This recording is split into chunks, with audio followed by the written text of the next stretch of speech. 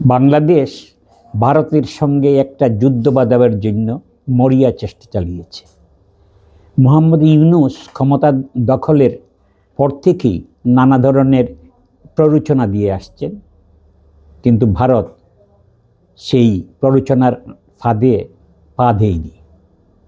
সম্প্রতি কিছু অবসরপ্রাপ্ত সেনা আধিকারিক যেভাবে প্রকাশ্যে ভারতকে ছিন্ন বিচ্ছিন্ন করার জন্য তাদের প্রয়াসের কথা বলছেন, এটা খুবই একটা ভয়ঙ্কর ব্যাপার। অবসরপ্রাপ্ত ব্রিগেডিয়ার আবদুল্লাহ আল হিল আজমি, যিনি সেই কুখ্যাত গোলাম আজমের পুত্র, বলছেন ভারতকে খণ্ডবিখণ্ড না করা গেলে বাংলাদেশ শান্তিতে থাকতে পারবে না। এই ব্রিগেডিয়ার আজমি বর্তমানে একজন খুব শক্তিধর মানুষ। বাংলাদেশ সেনার উপর তার প্রভাব খুবই বেশি। বর্তমান সেনানায়ক ওয়াকারুজ্জামান তার পরামর্শ ছাড়া কোনো ধরনের সিদ্ধান্তই নিতে পারছেন না। সেই আজমি বলছে বাংলাদেশ যদি তার অস্তিত্ব বজায় রাখতে হয় তাহলে ভারতকে খণ্ডবিখণ্ড করতে হবে। আরেকজন অবসরপ্রাপ্ত জেনারেল ফজলুর রহমান, যাকে দিয়ে বাংলাদেশ সরকার পিলখানা হত্যাকাণ্ডের তদন্ত কমিশন তৈরি করেছিল 2009 সালে, সেই পিলখানা হত্যাকাণ্ডে বাংলাদেশের 57 জন সেনা আধিকারিক নিহত হয়েছিলেন।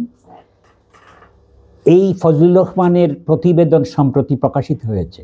এখানে বলা হচ্ছে ওই হত্যাকাণ্ডের সঙ্গে ভারত জড়িত ছিল।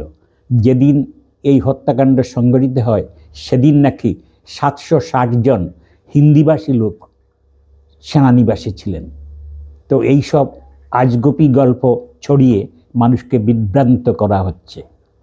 আরেকজন অবসরপ্রাপ্ত জেনারেল আব্দুল হক, যিনি খুবই প্রভাবশালী, যিনি অবসরপ্রাপ্ত সেনা আধিকারিকদের যে ক্লাব, সেই ক্লাবের সভাপতি, তিনি বলছেন, বলা হয় তাকে প্রতিবেশী পাল্টানো যায় না, কিন্তু আমাদের সেই প্রতিবেশী পাল্টানোর কাজটা করতে হবে।